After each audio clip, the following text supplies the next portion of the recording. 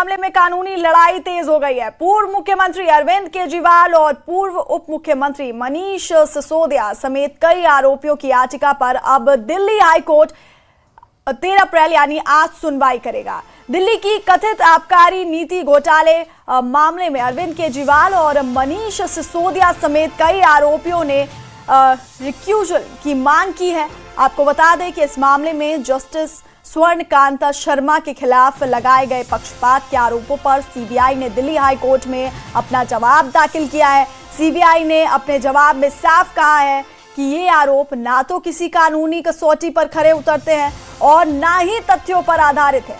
दिल्ली की कथित आबकारी नीति घोटाले से जुड़े इस केस में अब सभी की नजरें सुनवाई पर टिकी हैं, जहां अदालत इस पूरे विवाद पर अहम रुख अपना सकती है।